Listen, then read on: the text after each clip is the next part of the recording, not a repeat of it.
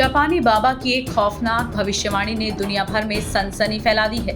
उन्होंने चेतावनी दी है कि भविष्य में समुद्र उबलने लगेगा और भीषण सुनामी तबाही मचाएगी। जापानी बाबा की डरावनी भविष्यवाणी से दुनिया भर में दहशत का माहौल है। हजारों लोग अपनी यात्राएं कैंसिल कर रहे हैं। समुद्र तटीय इलाकों में चिंता बढ़ गई है। ये भविष्यवाणी उन्होंने जुलाई 2025 को लेकर की है। दरअसल बाबा वेंगा ने 2025 को लेकर कई डरावनी भविष्यवाणियां की थी, जिसमें दुनिया के कई हिस्सों में तबाही आने जैसी बातें भी कही हैं। अगर बाबा वेंगा की भविष्यवाणियां सच होती हैं तो पूरी दुनिया में हाहाकार मचना तय है। वहीं बाबा वेंगा की तरह ही जापानी बाबा ने भी इस तरह की भविष्यवाणी कर डाली है।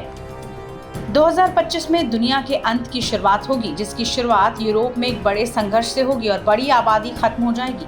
हालांकि बाबा वेंगा से भी खतरनाक भविष्यवाणियां इस जापानी महिला ने कर दी है। खास बात यह है कि इस महिला की कई भविष्यवाणियां अब तक सच हो चुकी हैं। ऐसे में अगर उनकी अन्य कई बातें भी सच होती हैं तो दुनिया महाप्रलय की कगार पर होगी। ये महिला कोई और नहीं, जापान की रहने वाली रियो तात्सुकी है, जिन्हें जापान का बाबा वेंगा भी कहा जाता है। जापान की भविष्यवक्ता रियो तात्सुकी की कई बातें अब तक सच साबित हो चुकी हैं। कहते हैं कि वो सपने में जो कुछ भी देखती थी वो सच होता है। The future as I see it में दुनिया में महामारी फैलने की भविष्यवाणी की गई थी, जिसमें कहा गया था कि अप्रैल में ये महामारी अपने चरम पर होगी। 2020 के बाद कोरोना की दूसरी लहर जब लौटी तो अप्रैल के बाद से सबसे ज्यादा मौतों के मामले सामने आने लगे थे। अब आपको बताते हैं कि नई भविष्यवाणी आखिरकार है क्या।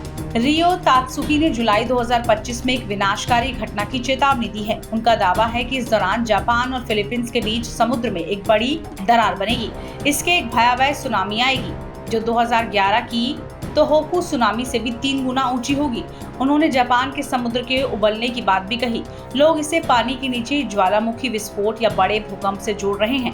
तात्सुकी की भविष्यवाणी के कारण जापान आने वाले पर्यटकों की संख्या में कमी आने लगी है। खासतौर से जुलाई के आसपास की बुकिंग कैंसिल हो रही है।